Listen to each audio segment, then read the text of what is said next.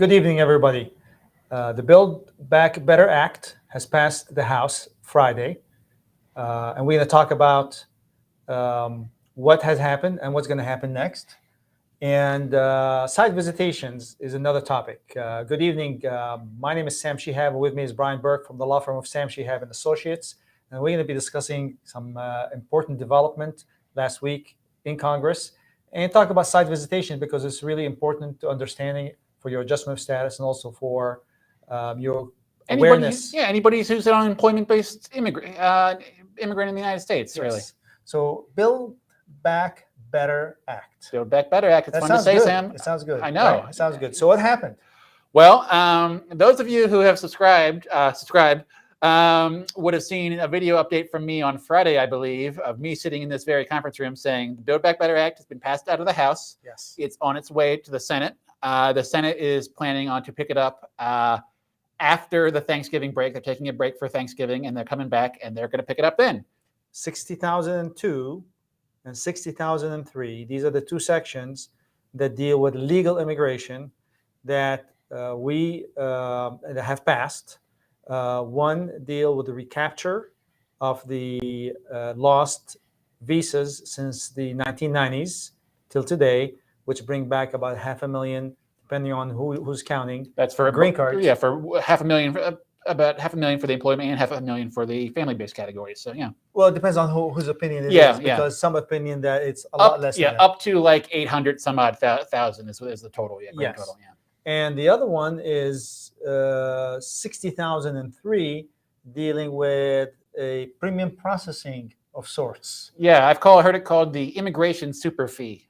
It's a super high fee to allow you to skip the green card line. Immigration super highway. Yeah, ooh, a good one. Yes, with $5,000, you get to.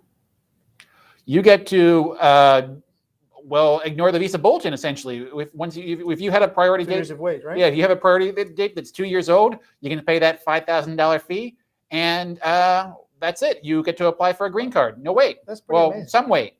Yeah, that's pretty amazing. I mean, if it passes, that's an amazing. Well, I mean, it makes sense. Pay $5,000, you wait for 2 years, get your green card. Yeah. Well, the bottom line is people from India and China who have to deal with a backlog. They don't. They have a smaller backlog. What's the worst? You can do. It's 8 years in the U.S., 6 years. If you get your I-140 file at the very end of your H-1B period, you have another 2 years of waiting, and then that's it. Well, you don't even have to do. Well, that. yeah.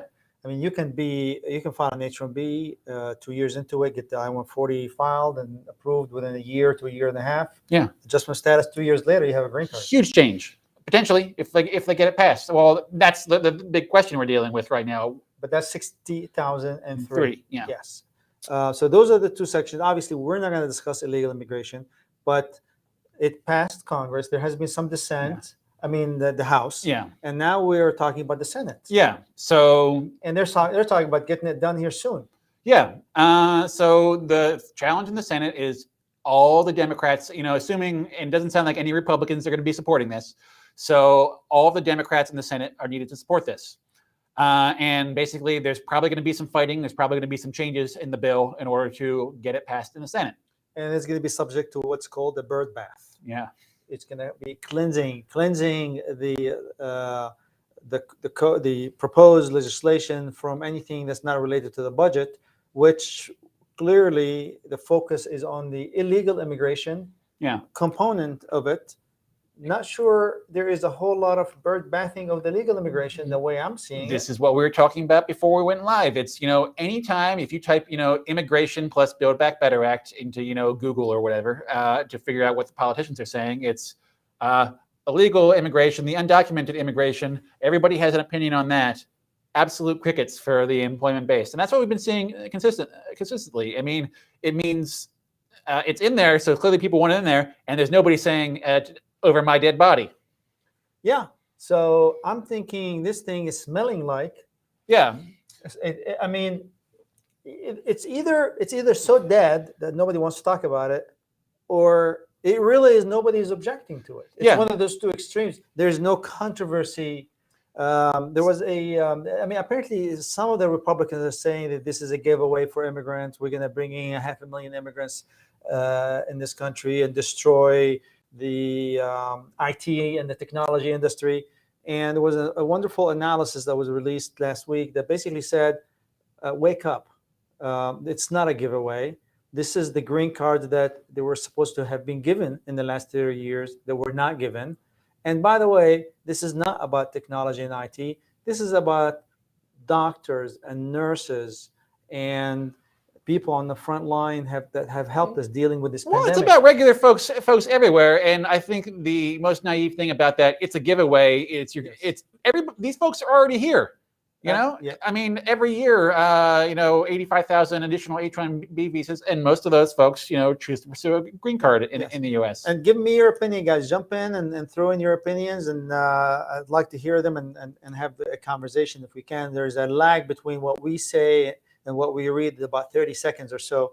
But yes, would like to hear from you, whatever comments you have on this topic. But I'm excited, and I think is going to probably in the next 5 years turn this immigration process upside down. Yeah, it's fun times. Yes, and this is, I mean, it is needed because obviously the number of foreign students coming to universities have declined drastically, especially coming from India and Asia. The number of students in Canada has doubled in the last 4 years for the same reason. And obviously, we are going to have a severe shortage in technology workers and professionals into the 5 to 10 years, unless something like this happen and we re-energize the process to be able to move forward. So I'm excited. Yeah. All right. Sounds good. So the next topic is what to do when USCIS visits. Yeah. And that's really an important topic. And I want to talk about why it's first important for anybody out there who is on a non-immigrant visa, be it an F1, OPT, or H-1B visa, or L1, or EAD, working on EAD, whatever, dealing with cyber. Why is that very important to them, more so than the employer? Yeah. Well, ultimately, I mean, it is your responsibility to maintain your non-immigrant status in the United States. If you are found to be violating your status in the United States, they will, sooner or later find a way to tell you so, and you'll be forced to leave the country. And, that's when site visits are when these issues can come up. It's basically the government is coming out to verify the accuracy of what's in the case that was filed on your behalf. They're looking to see that you're working as you're supposed to be, getting paid as you're supposed to be. They're looking to make sure you're in compliance. And that's really when it all comes down to. And when you're not in compliance, what happens? Well, ultimately you might receive a notice from the government. Well, I want to talk about that later, who will get that notice. But ultimately the government might say, we think you're out of status. They'll revoke your status and say, well, you got to leave. And that's the point.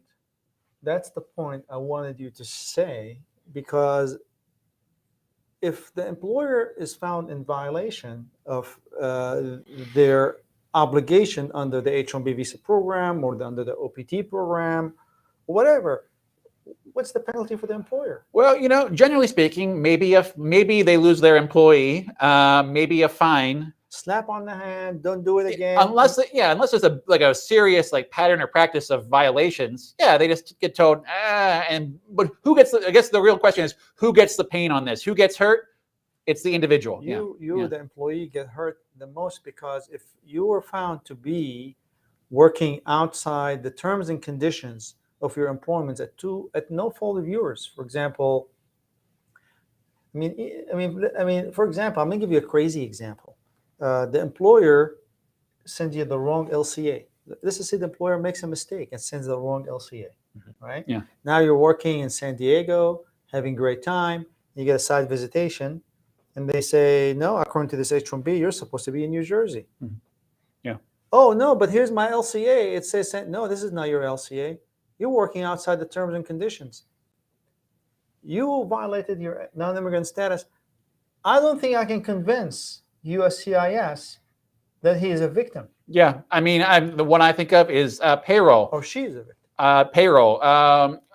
oops, we missed you. We screwed up your payroll. We'll take care of it. We'll take care of it next month. Ooh, they missed it the next time. A company with a problem, this is a problem paying you, and you say, I'm fed up with this. I'm going to change employers. I'm going to file with somebody else. Great. And then you're trying to do your best. You realize there's something wrong with this employer. You change employers, and then you file that H-1B through the new company, and they'll say, where's your pay stubs? And they'll say, oh, you weren't being paid properly? Yeah. Bye-bye. And the ability to prove that you are a victim. Yeah, it's tough. Very difficult. And a skeptical USCIS. A USCIS that's really not very much interested in listening to your story, unfortunately, which a culture that needs to be changed, because honestly, what USCIS want and what the employee wants is the same. They want compliance. The employee wants to work in their profession and get paid the fee that USCIS believe it's appropriate, or the government believe it's appropriate, because it's per the they approve the case, wage, for the prevailing wage. But even the LCA that you receive, the employer gives you their LCA and you sign, you receive the LCA. It doesn't have your name on it. Yeah. It doesn't have your name on it. So site visit, without digressing too much, site visitation, understanding it and preparing it it's for your benefit.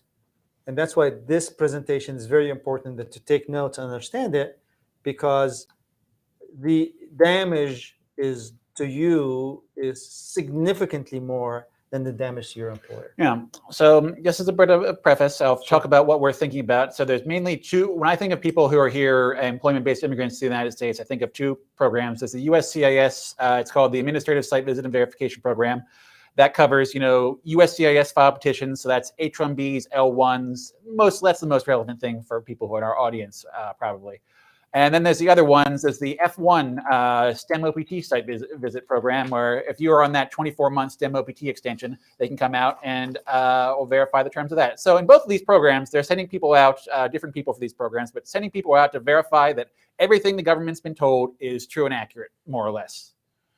The OPT program is weird, though. I haven't seen, from what I've seen the OPT program that they talk to the employer. I don't see them too much talking to the employee, which is weird. It's not an organized program as much as... It's in its infancy compared to the ASVVP one that covers H-1Bs, which is probably what a lot of people are. Over a decade. Yeah, that one's quite the old program, comparatively speaking. Yes. So when we dealt with the OPT compliance, these are immigration custom enforcement. These are ICE people who are enforcement minded, not processing minded, and they really don't have a good grasp on the law, because these are people out there who are catching bad guys. Yeah. Usually these are armed officers. Yeah. Yeah. And our experience with them is that there is a learning curve that needs to happen for them to get to the point. Yeah. I've had very nice experience when I've done these audits and reviews, but really there is improvement that needs to be made for their benefit in terms of being able to be effective. Yeah. Now, the ones that have now evolved into a monster is the other program. Yeah, the USCIS, the folks.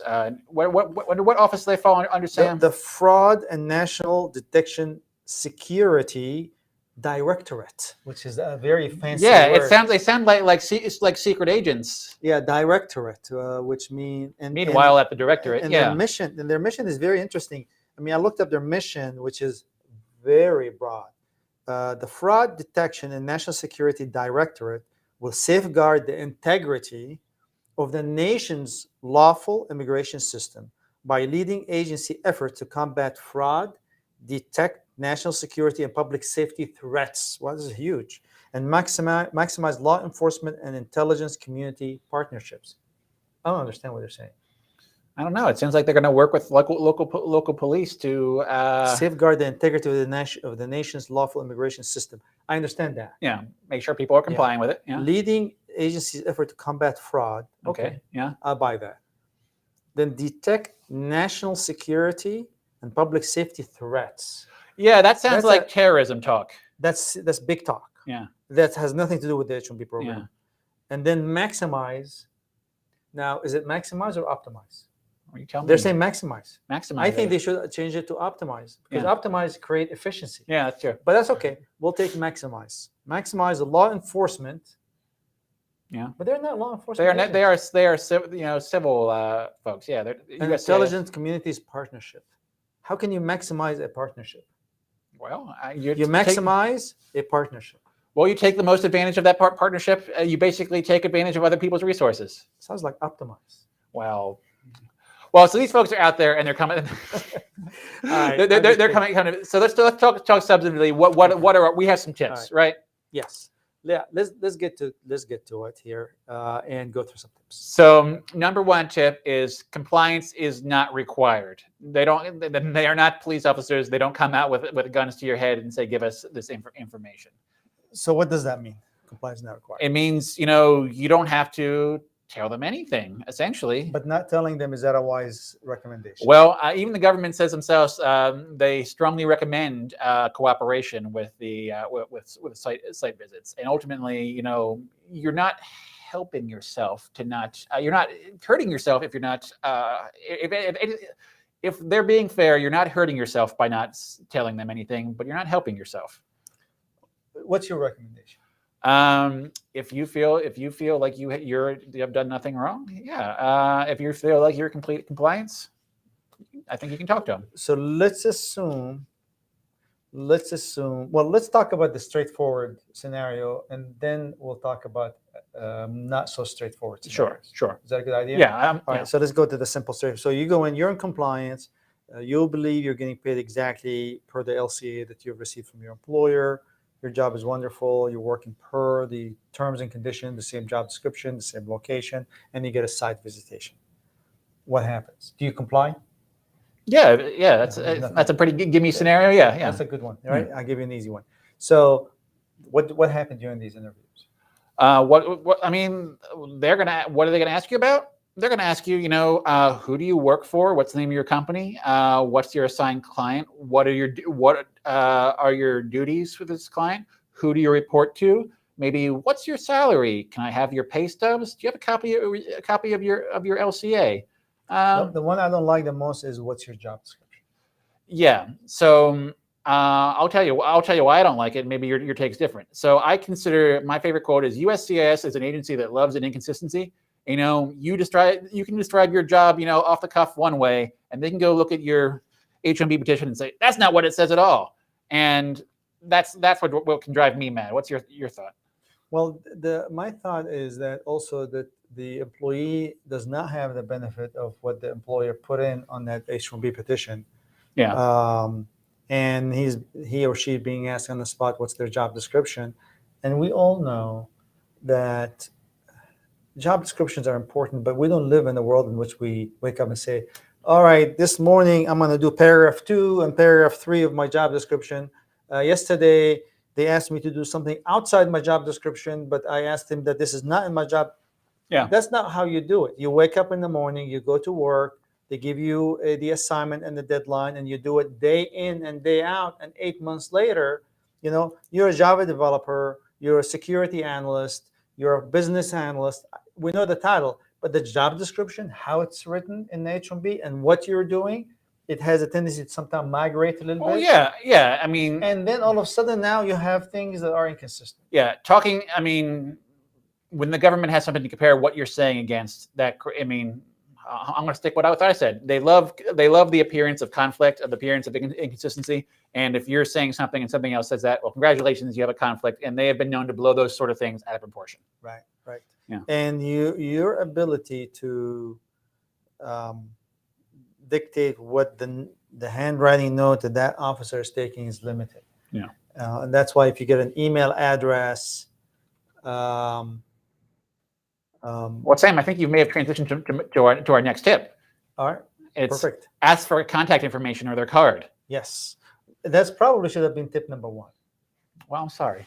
But in reality, because there is so much fraud out there in the public, so many people, contacting people and saying I'm with USCIS, there's so many phone calls that are fraudulent, all kind of fraudulent phone calls.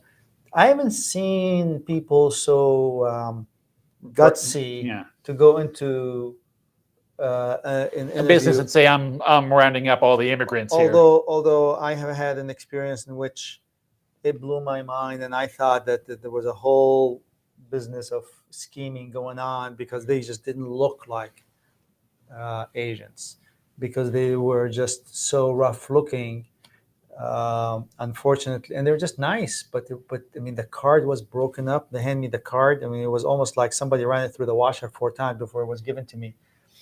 And no, I remember you came back to the office. You showed me the card and said, "Brian, figure out that these people are legitimate." Because then finally I sent them an email from on my phone, and it was a USCIS.gov email account, or DHS.gov email account, and I got an immediate response from them, from a DHS.gov, and say, yes, that's us, blah blah blah. And I said, okay, sounds legit, but you need to get a card. You need to get an identification card. They have a badge. Just take it, make a copy of it, save it, because it's important. Well, yeah, I mean, one, being able to identify who you talk to in case something went terrible, but I mean, there's also an opportunity for follow-up. I mean, if you I'm the sort of guy who will leave a conversation, then 5 minutes later I said, I should have said blah.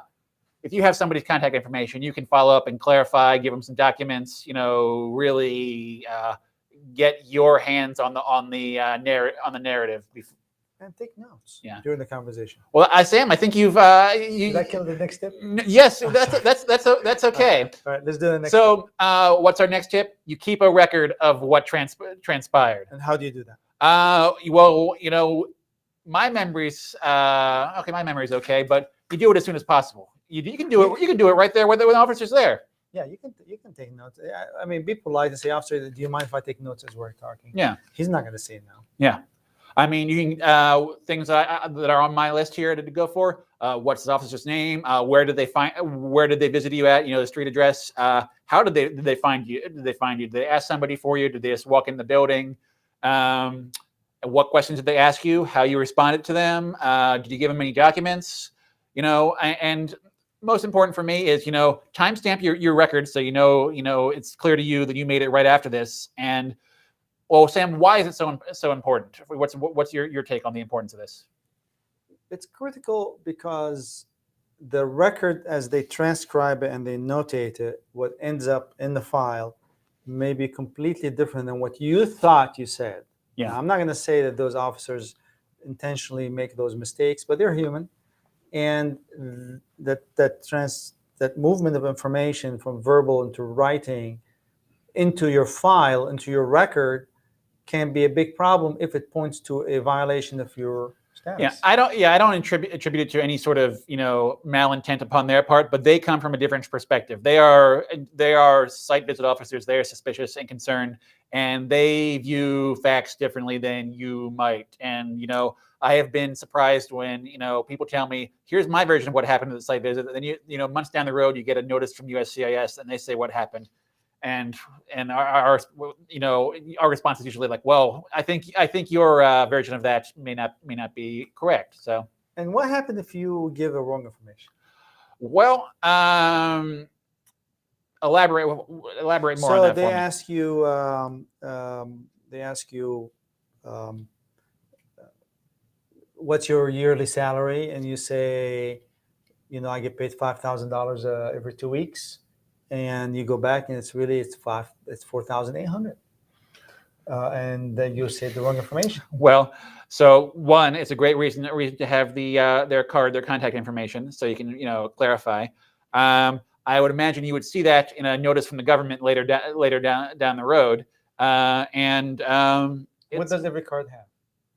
Every business email address. Yeah, yeah. You could email them and clarify. I would email and clarify regardless. Yeah. My recommendation is send an email right away and say, Officer Joe, it was my pleasure to meet you, sir, today.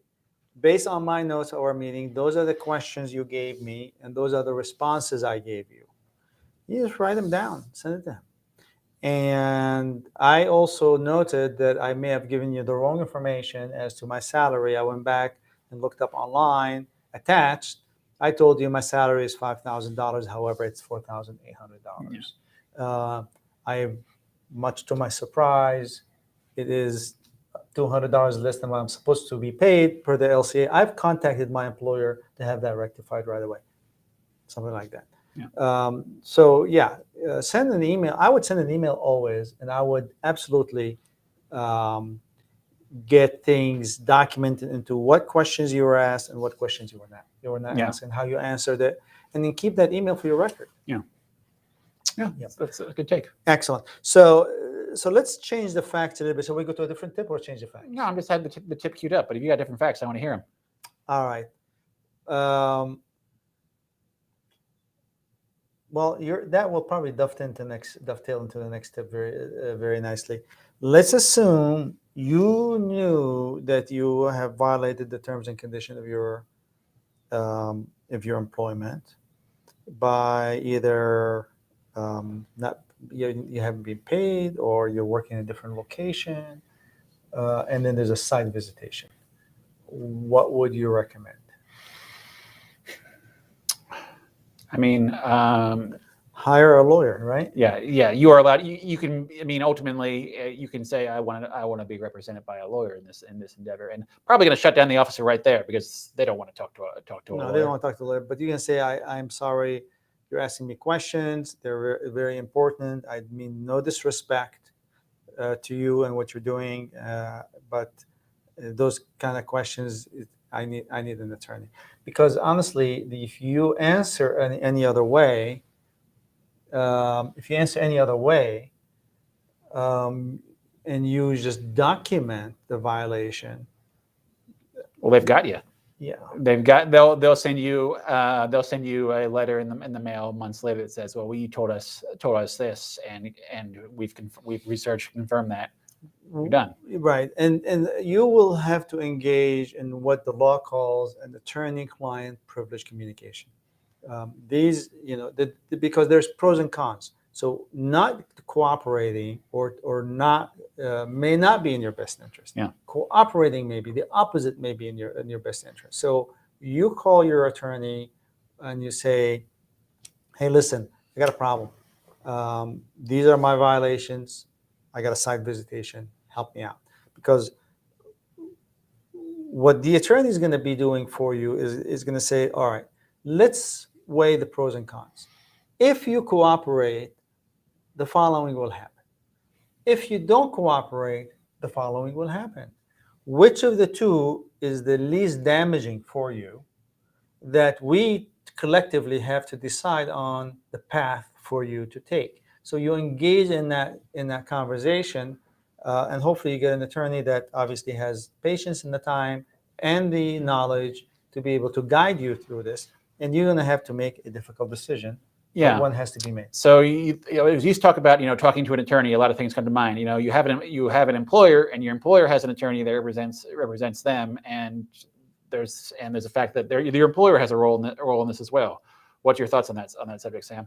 Well, so that's goes into your tip. Is you get the next tip is you need to let your employer know right away that you have had a site visitation. Yeah. Now, well, it's for most people, it's you and your employer have the same interest. You want you to keep on working as well, and if you believe in your employer is good. They believe they're in compliance, and they're going to want to give a good response that's going to confirm that compliance, right? So in most cases, there is no conflict between you and your employer, and they can work together with the company attorney, perhaps, to get that resolved, right? Yeah. And trying to resolve those issues, and there has to be a candid discussion. A lot of time, the employer, I've had a lot of conversation with the employer and the employee, and say, hey, listen, there has been problems in this case. Here's the mistakes that we've done, and the employee is on the phone. And here's the things that we have done correctly. Here are the things that we've done incorrectly. What do you think? And a lot of time we tell the truth. We tell the client the direction, and a smart client listens to the advice, because sometimes what ends up happening is that the client, meaning you and the company, the employer, wants the attorney to let them hear what they want to hear, not what they don't want to hear. And that's not an attorney that helps you. That's an attorney that is pacifying you, putting a pacifier in your mouth to chew on it to make you happy, right? And that is something that is dangerous because that doesn't, at the end of the day, lead to positive results. So you need an attorney that tells you the truth, the painful truth, and the good news as well, to guide you in the right direction. Yeah. I mean, I'd say in a lot of these, we deal with a lot of site visits, and I would say they're kind of on the uptick lately. Would you agree? Yes. What has happened is not only uptick, but also aggressive. Yes. Very aggressive behavior recently. And I have not seen aggressiveness from USCIS for decades. We've dealt with that before. I mean, there's no question there was a big, 1990s into 20 maybe the first five to into 2005 or 2006 or something like that. Then there has been a change in direction a little bit, Yeah. in aggressiveness, but we see that coming back a little bit, Yeah. which is a surprise to me. Yeah. Wonderful. Sounds good. So talk to your employer. And what's the other tip that we have? I don't know. We may have hit all their tips. So, All right. well, it's one I got to say. If you are, speaking to the government, you have to be careful. You have to be accurate in what you say. I mean, it kind of goes without saying, but it's an immigration concern if you're found to be lying to the government. On top of it, if you're trying to cover your own butt, there's one thing to get in trouble for not being in compliance. There's another thing for speaking to the government about it. And they come in all types. There are the side visitation officer who are compassionate and treat you with respect. They are the ones that are not compassionate. They don't treat you with respect. And they are the ones in between. They are the smart one. They are not very smart one. They're human beings. Yeah. A lot of us come from a background where the government is like a short step below the mighty God in the way they view them. That, this is the government. Yeah. We are this is the government, and we are the people, right? Yeah. And we have a protection. There is something called due process. We have protection from the powerful government, which is due process of the law. The due process of the law, meaning that we should be given reasonable opportunity to present our case in a fair way and get a fair decision on our case. So you remember that, and anybody who is, you don't have to be a U.S. citizen to have to be protected in the due process of the law. You, as long as you are on American soil, you receive due process of the law, the respect that you should receive as an individual in this country, to be treated fairly and to be given the dignity that you deserve as a human being. Yeah. And you remember that. And when you get the nasty ones, just don't let that, let it bounce off your skin. Don't let that bother you. Respond, but protect yourself. Those are the ones that you want to send the emails and write it very carefully and protect yourself. Yeah, I think that you make a good segue to, the what happens after this site visit. Well, one, these are officers, and you have to treat them nice, and they're government officers, and you go, well, you don't have to treat them nice, but you have to respect their role. These folks can't pull your immigration status out from underneath you like in a snap like that. That's not how the process works. It's not going to, you're going to get a visit from a site officer, and then tomorrow your whole life in the United States is gone.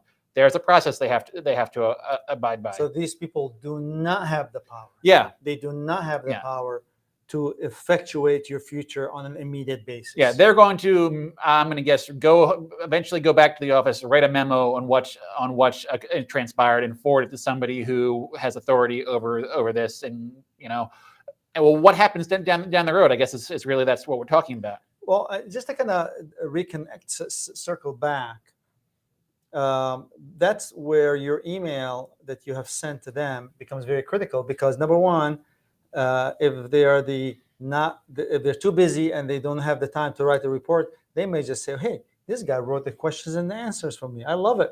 Let me do cut and paste and drop it in my email. Yeah. So there's that opportunity. It doesn't happen every time, but there's that opportunity, and it has happened, I am sure. Yeah. Especially if you have a very succinct, very accurate report. So it's easy. Yeah, I mean, you've gotten something into the record, and they can't ignore that. That email lives forever. Nobody's gonna forget that he said what he said, because it's in an email. Yes. Yeah. Yes, absolutely. The first thing that the next thing is really, it could take a while before you hear anything from the government. I mean, so let's talk about an H-1B site visit, Sam. Let's say I'm not going to make up some facts, but it goes absolutely terribly from the employer, terribly from the employee, because the employer will be contacted on these as well, and everything that goes wrong that could, and maybe you will expect to hear something from the government. You're probably, if it's unapproved H-1B, you're going to get a notice of intent to revoke, and it could honestly be months, even years down the road before you get one of those. Okay, so you've thrown in a lot on the table here, Brian. Have I? Yes, you have, but those are excellent stuff. So if the site visitation uncovers potential liability to your case, then you could be receiving, or the employer could be receiving, a notice from the government. It's called the Notice of Intent to Revoke, which we have not talked about very much. Yeah. And we haven't seen them for a while. They were very, very... I'm knocking on wood, Sam. Notice of Intent to Revoke, happy for a while. But Notice of Intent to Revoke is to tell you what's wrong with your case and give you, the employer, an opportunity to deal with it. And I would argue that not giving a Notice of Intent to Revoke is evidence that the government had concluded that that person is in compliance. Well, that's my next point. You may never hear. So after a site visit, the most common scenarios, you never hear about it again because the government has nothing to do. They say, I guess they're in compliance, and that's that. And yeah. But if the employer receives a notice of intent to revoke, we enter the world of a complex area of law in which, from our experience, we've done fantastic work in that work with great success in dealing with those issues, because the law, as written, again, gives you a very fair opportunity to defend yourself. Yeah. And within that framework of the law, you have the ability to explain why, what to do, and there's many strategies that, beyond the scope of the presentation today, that can certainly fix things and resolve things for you. The key I can advise you guys is to be able to go to an attorney who has experience and competence in this area.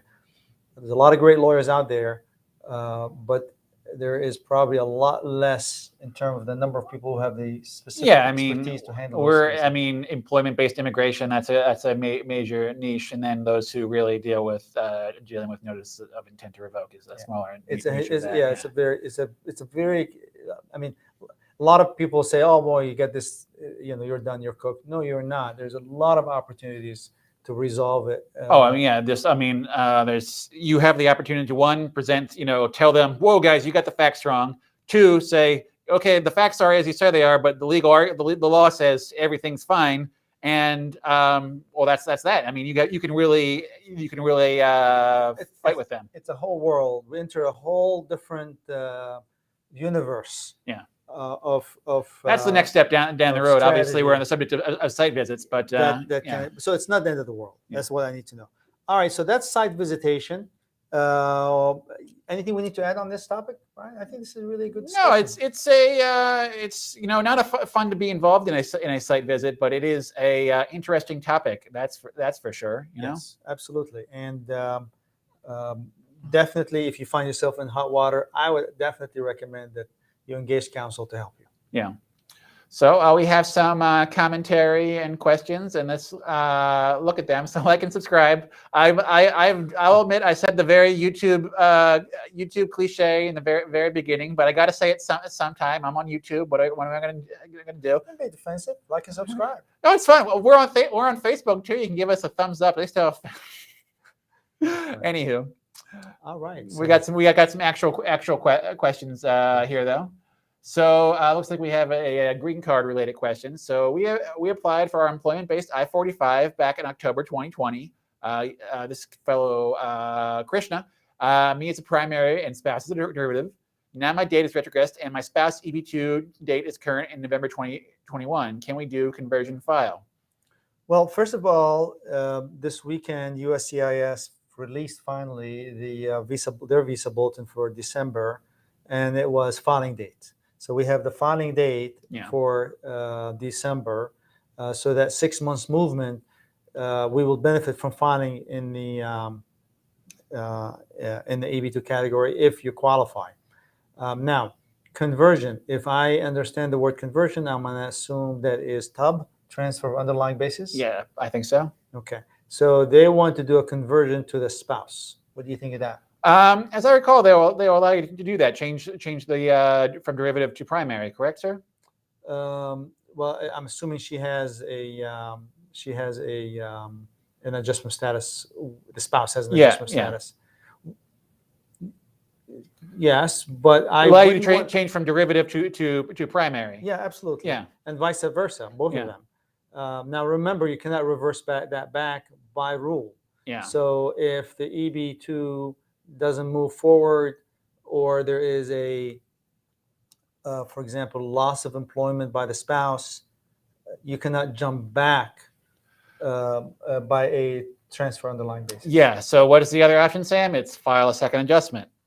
Filing a second adjustment would be my recommendation in this case for both of you, and it gives the protection of both jobs, whereas you don't have that with a transfer. Yeah, the only requirement is you guys have to be maintaining your non-immigrant status to file another employment-based adjustment. Right, and if you have not, to do a conversion, i.e. interfiling or transfer underlying basis, I would look at that carefully. Obviously, the other issue is the Child Status Protection Act. If you have any kids, how is that impacting that is important. Yeah. All right. Let's see what else we got. So there's Mr. Like and Subscribe. He has a comment, or question rather. Is there a way to check the current processing times of I-485 EB2 applications filed starting October 1st, 2021? So basically, this is a recently filed adjustment of status case, is what it sounds like. Mm-hmm. So it's a pretty good question. So if anybody's not aware, on the USCIS website, you can basically go to their, it's right on the main page. If you select check processing times, it's on the right side of the page, maybe about, scroll down a page worth. There's a link to check processing times. And basically, you tell USCIS where your case is, and they will tell you what they think the processing time is. They give you a window, like 10 to 18 months, something like that.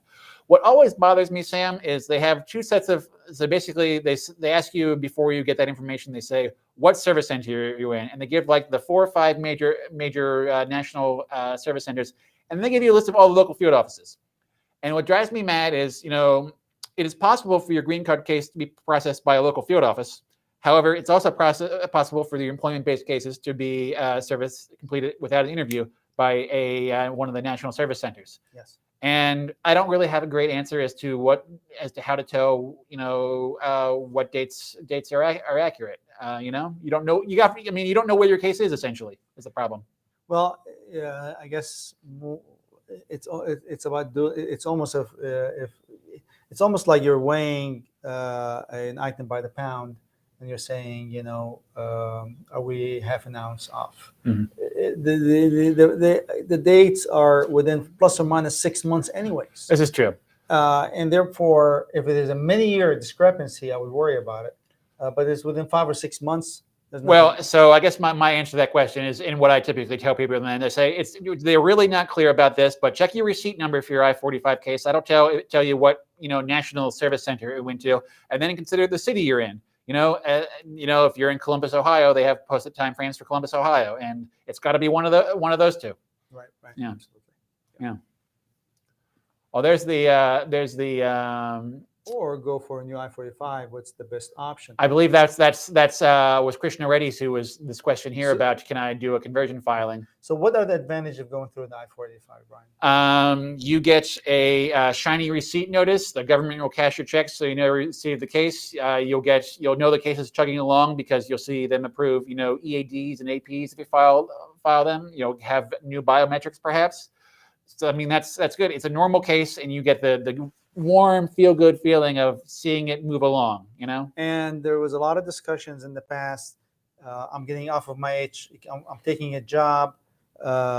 which EAD do I use? This EAD that came with this EB3 case, or this EAD that came with the EB2 case? Does that impact any of the other cases? No, as long as I mean, you have to be in valid non-immigrant status, maintaining your H4, H1B, H4, L2, L1, etc. At the time you file, be in valid non-immigrant File status. adjustment status. Yeah, but Me too. yeah, but beyond that.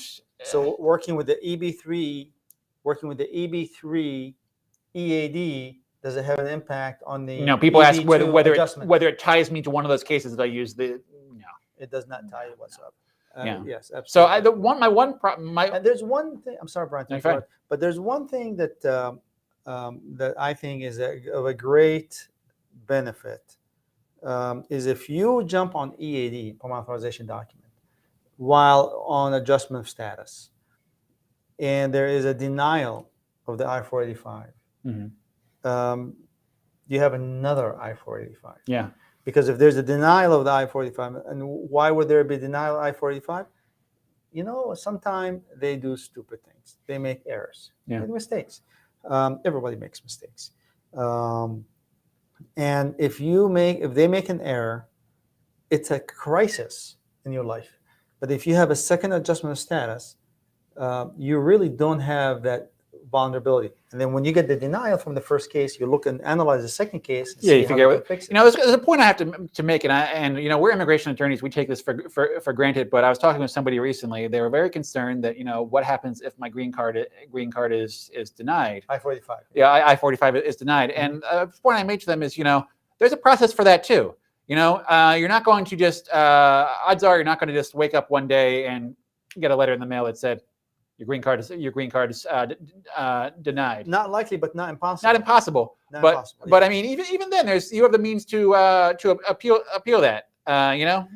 Yeah, but you have to understand, and they have to understand that they're accruing potentially unlawful presence, because if the case is approved, then the case is established or reinstated of an issue, i.e. from the date of the denial, and there's no violation. But if the case is not approved, then there is unlawful presence that is counting against you, which can create tremendous pressure on the family in the situation. Oh yeah, I thought it was worth bringing up. People are out there thinking. But having a second adjustment, they deny one, you have a second adjustment. Yeah, you can fight it. And hopefully your attorney will be able to turn it over. But to be able to have that luxury is a fantastic thing for me, in terms of your kids are in school, you have a house, you have a payment, you have a job. No. I mean, I'm a paranoid guy, and I'd want as many layers of protection for myself as possible. You know. Absolutely. All right. So but that's a good question. Yes. So this is from my music love. It's if I change my employer now, when the dates move, can I still file I-45 with the old employer with whom I-140 is approved, priority date 2016? Great question. Yes. So if you change your employer now, when the dates move, can I still file I-45 with the old employer with the I-140 is approved priority date? So his priority date's his or her priority date has never become current. It's 2016. It's never been current yet. They definitely haven't filed I-45. So the simple answer is yes, with an explanation. Yeah, I mean, your employer has to be on board for that. They have to be let's assume they're on board. I mean, that's probably the question. Yeah. So but that's the employer has to be on board, because if the employer is not on board, there's not a bona fide offer of employment. Absolutely. Yeah, I mean, there's no legal requirement that you ever be employed by your I-140 employer before, you know, taking that final green card position. I've researched this recently. It's in the USCIS policy handbook. However, you know, if your employer has two choices, there's a guy who's been working for me for the last 10 years, and the guy who left me 5 years ago. That's really. But the employer can take both. They can. Well, all sorts of questions about financial ability with that one, probably beyond the scope of this question. But yeah, it's possible. The answer is yes, it can be done. You can go back into the old 2016 employer that filed the labor certification for you back in 2016 and say, yes, go ahead and file a green card for me. And if the green card is approved, I will work for you for a reasonable period of time. Obviously, I am going to expand on that question a little bit Brian, say, what happened if they accept it and then 180 days pass on filing the adjustment of status, and then they never worked for that employer, okay, and now they can They can quit. supplement J Yeah, they can join somebody else. somebody else. So is that okay?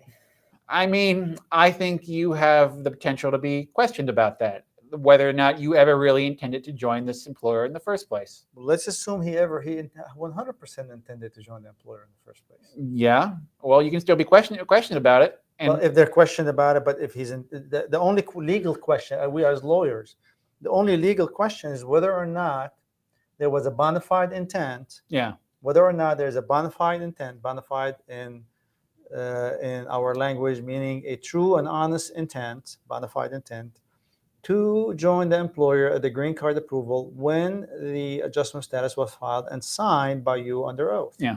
That's the legal question. Yeah. That could be up to be answered.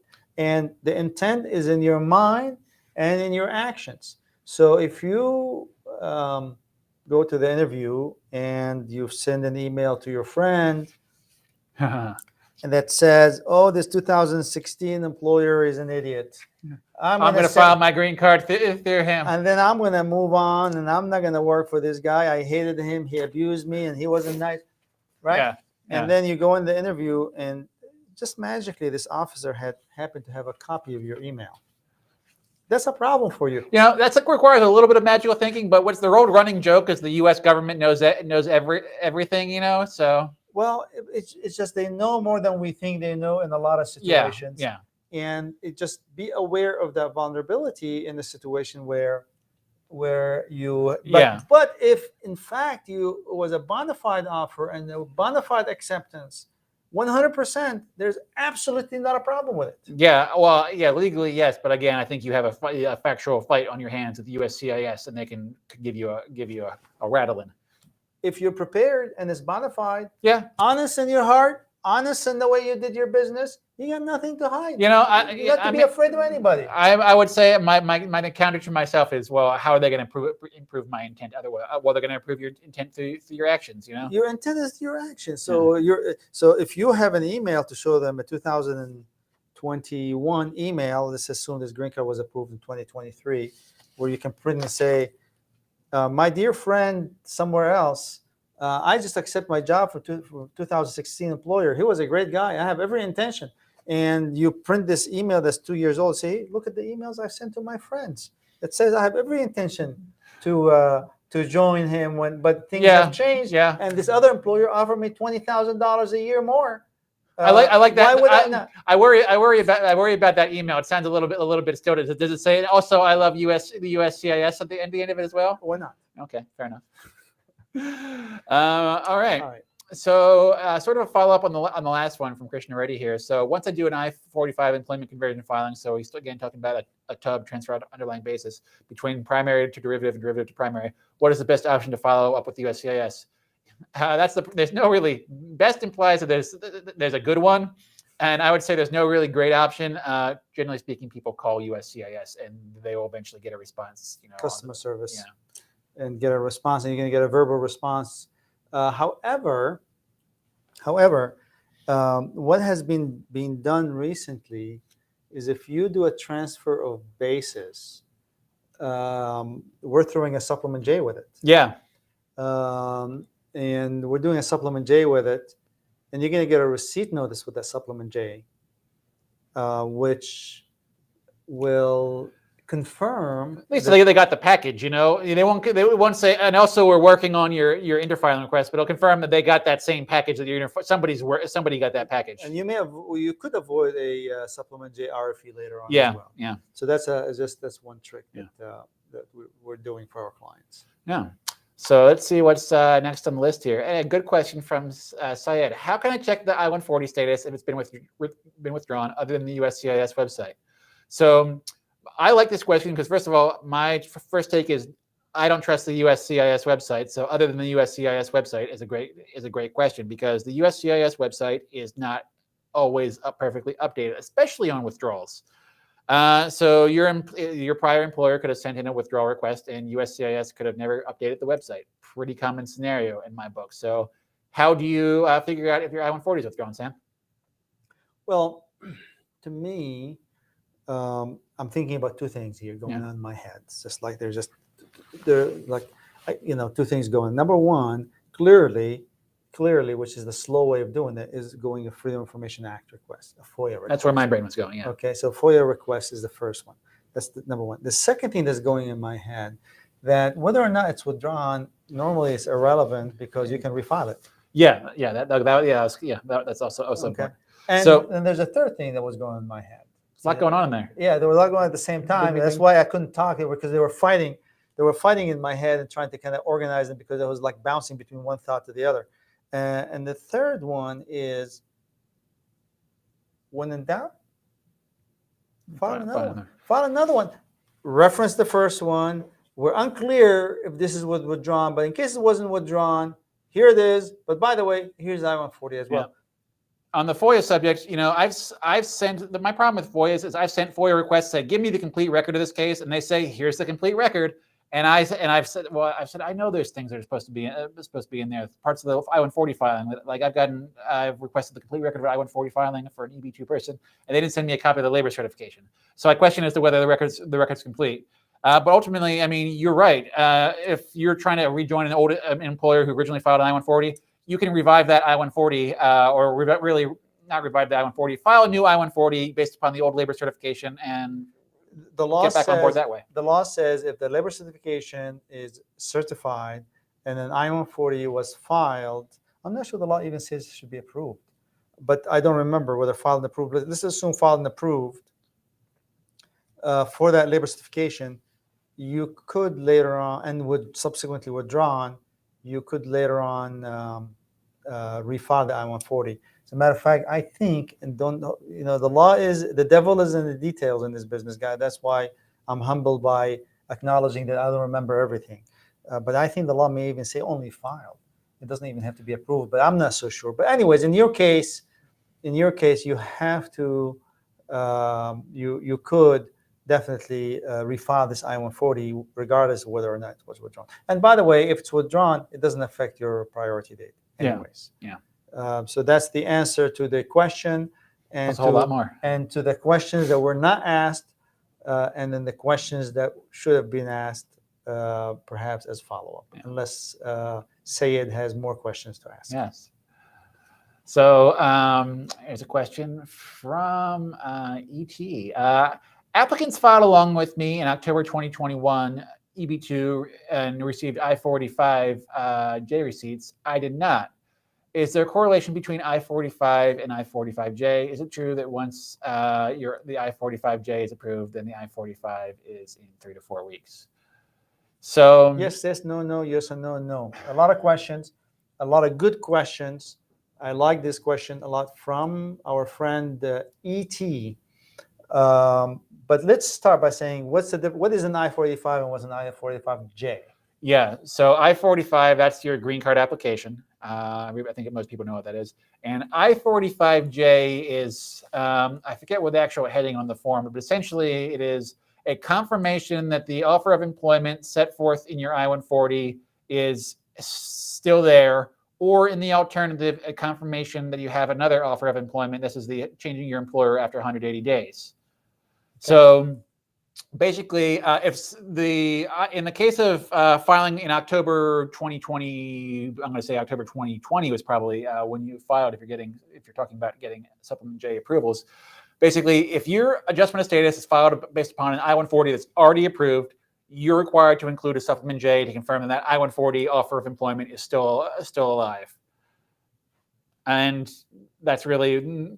So it just basically is a Supplement J. Before Supplement J, folks, we used to just write a letter. Yeah. Offer of employment letter. Then the government, because they want everything to be a form. No, because I think it started when AC 21 was introduced and the 180-day rule. Then they decided to create a more of a structured way, because there's all kind of law surrounding what is required to meet the 180-day transfer, same or similar job classification by the employer. The employer has to confirm it, etc. So they created a form. And then they said, great idea. Let's do the form for the instead of the letter. So we got that form, which is a supplement J. Now, that's the first part. Is there a correlation between the J and the 485? That's the correlation. I hope we answered that question. Did we, Brian? In your So opinion? well, I think the question is basically Between the approval of the J and the approval of the 485. No, there isn't. I mean, I have seen some people where I'll be going through the mail and there's a 485J approval and a 485 approval for them, but some people will get a 485J approval and they won't get the. So when they get the I485 and they're ready to approve it and they see an I485J, they gotta approve it to approve the I485. Yeah. So they come in together if there has no action on the J. But normally the J can be easily approved.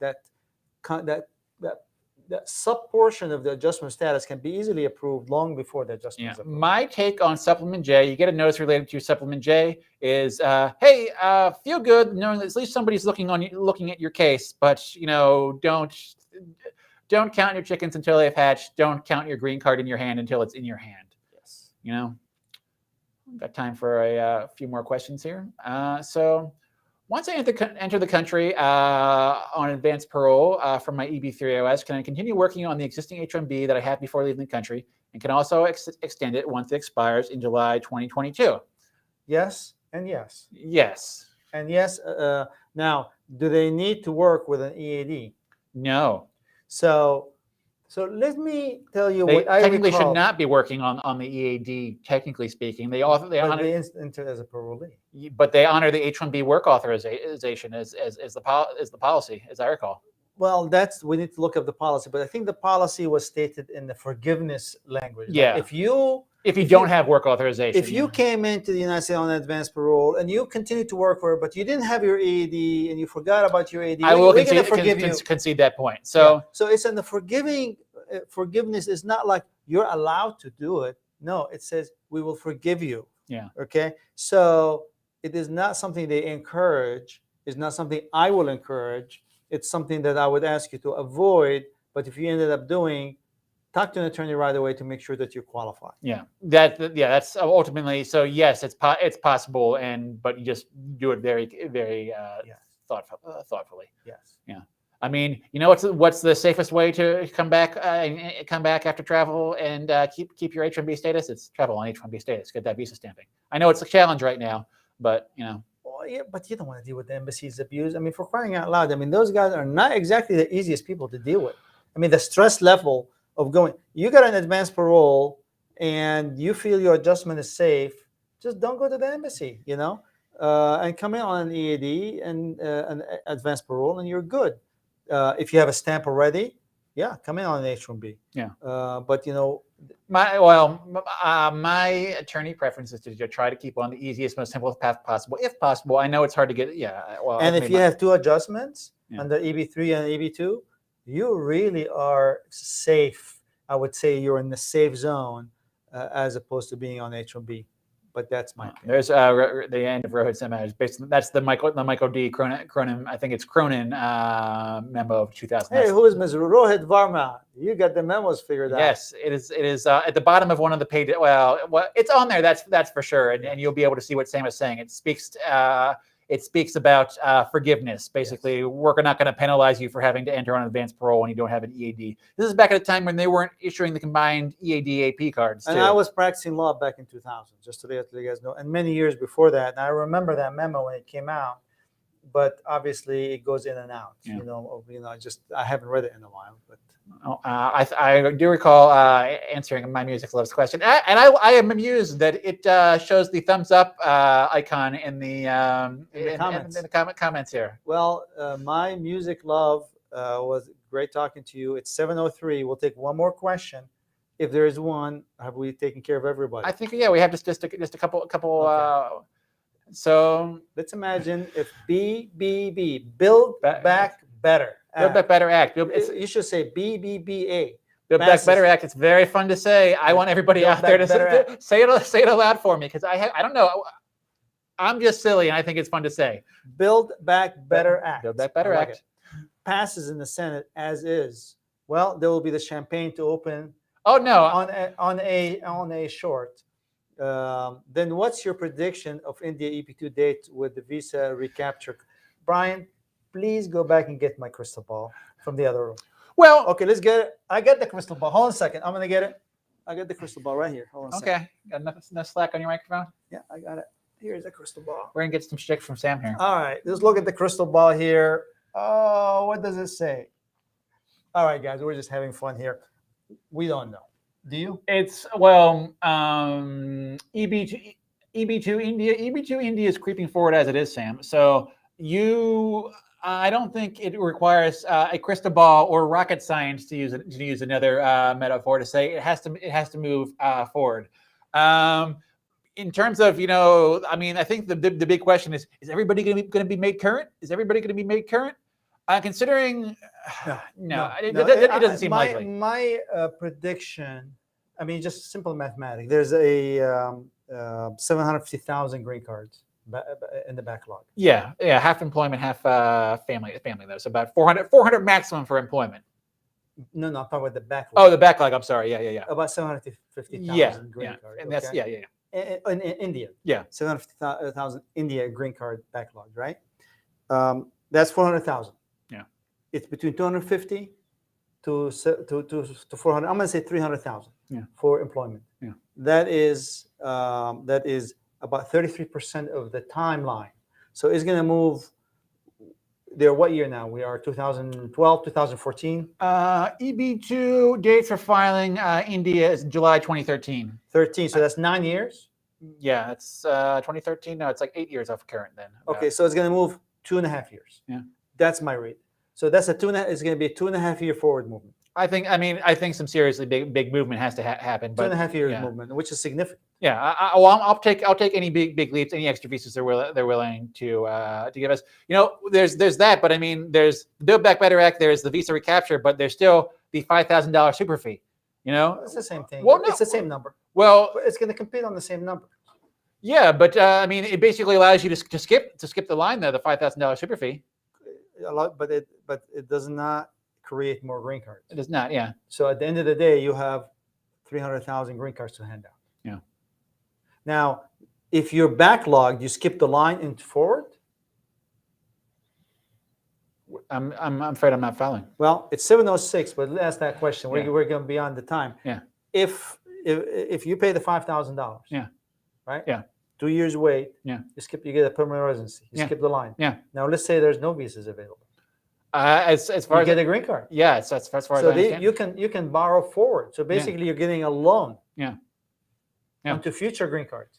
Yeah. There's complications. Yeah. That's okay. That's a good point. Is how the heck are they calculating that? What's the point of the tally of the green cards that they allow you to pay the $5,000 super fee to? There's all kind of questions to be answered. This unanswered. Let's get it passed. Yeah. And then we'll talk about. Yeah. No. If from Brian and from Sam and from the crystal ball, you guys have a fantastic day. Bye bye, everybody. Take care.